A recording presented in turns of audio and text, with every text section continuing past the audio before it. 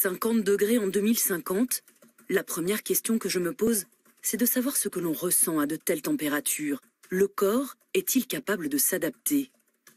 Direction Lille, avec Christian Clot. Explorateur scientifique, ce franco-suisse a créé l'Institut de recherche Human Adaptation.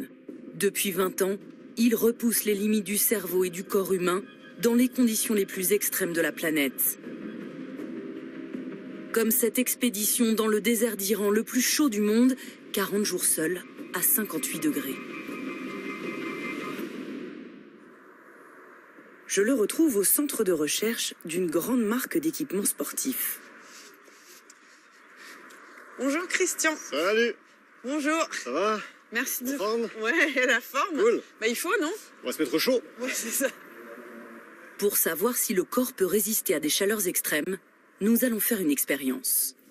Ici se trouve une chambre thermoclimatique unique en France, capable de monter à 45 degrés, une température qu'il a lui-même éprouvée. Pourquoi vous faites tout ça? L'idée c'est simple, c'est que le monde va changer, les changements climatiques vont être de plus en plus importants, il y a de plus en plus de monde qui vont vivre dans des conditions nouvelles de climat. Et la question c'est comment est-ce qu'on s'adapte à ces nouveaux climats? En fait on ne sait pas, on connaît des gens qui vivent déjà dans le chaud, déjà dans le froid, mais est-ce qu'on arrive à se transformer et à basculer d'une température à l'autre dans un système de vie? C'est ce qu'on va voir là, c'est l'enjeu aujourd'hui? L'enjeu c'est que tu vas toi te placer dans une condition de vie qui va être à 45 degrés. Mais un vrai 45 degrés, pas juste un 45 degrés, un pic pendant quelques minutes. Tu vas être pendant un certain temps dans une température de l'air à 45 degrés. Je peux mourir?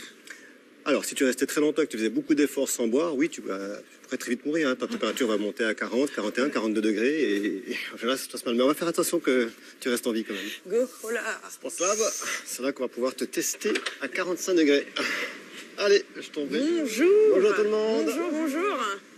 Pour rentrer dans la chambre forte en toute sécurité, il doit m'équiper. Donc là, je t'ai apporté ce qu'on appelle une gélule body cap, qui est une gélule de température centrale. Donc grâce à ça que tu vas avaler, j'aurai l'information de ta température à l'intérieur du corps en permanence. Donc on saura exactement, parce que souvent on prend la température de la peau, et en fait la vraie température c'est de ton estomac. D'accord. Donc tu vas prendre ça. Et normalement ça monte à combien maximum? Oh bah, si tu montes au-delà de 40 degrés, ça devient vraiment embêtant. Et à 43 degrés, on n'en parle plus. Allez. Pour le climat? Pour le climat. Ma température corporelle va s'afficher en temps réel sur son écran de contrôle, 37 degrés 33. Bon, à tout de suite. Comment mon corps et mon cerveau vont-ils pouvoir résister à une vague de chaleur? T'es prête à suer? Prête à avoir chaud? Suffoqué. Allez! Je passe brutalement de 22 degrés la température ambiante à 45 degrés. Ok. Comment tu te sens là déjà? C'est pesant. Je sens la chaleur sur la peau, sur le... Oui. Donc ça, tu vois, c'est une température qu'on pourrait avoir en France sur des journées entières. Ce qu'on va faire maintenant, c'est que petit à petit, on va te mettre à faire un peu d'effort. Ok. Il va pousser mon corps en situation de canicule pour voir les effets. Et ça marche. Je dirais pas que je me sens très bien. Je dirais que j'ai un peu mal à la tête. Enfin, j'ai la tête qui est lourde. Ça va faire bientôt un quart d'heure qu'on est là. Donc, tu vas boire une gorgée d'eau. Merci. Une gorgée d'eau. Une? Ouais. En m'hydratant au minimum, il intensifie les effets de la chaleur. Combien de temps on peut marcher dans la rue, par exemple, à une température comme ça?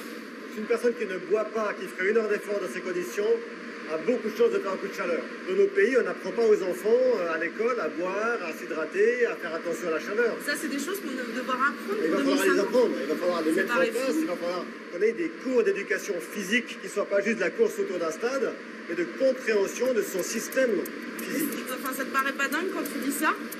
D'imaginer qu'on va devoir éduquer les enfants à l'école à boire? Alors moi, ce qui me paraît dingue, c'est qu'on ne le fasse pas déjà. Après 30 minutes, il me propose une dernière mise en condition extrême. Imaginons une situation en France où on vit à 45 degrés. et un événement se passe qui t'oblige à partir en courant.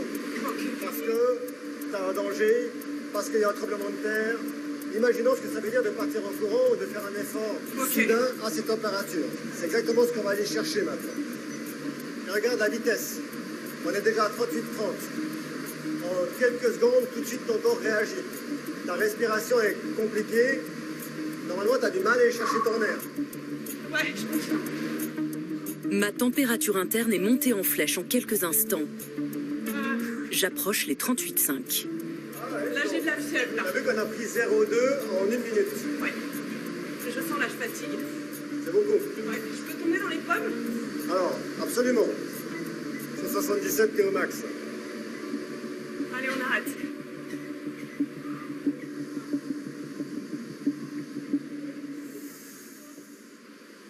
Alors, comment tu te sens? Ça va, merci. C'est bien, très bien.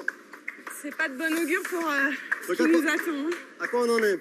C'est quoi la conclusion de tout ça, là? La conclusion, c'est que en moins de 40 minutes, en faisant un effort modéré à faible, Ouais.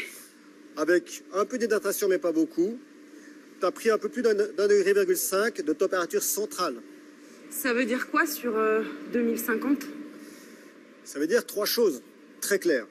1, si on continue là comme on est aujourd'hui, on n'y arrivera pas. On ne pourra pas vivre dans ces conditions. Donc il va falloir faire à minima 3 choses.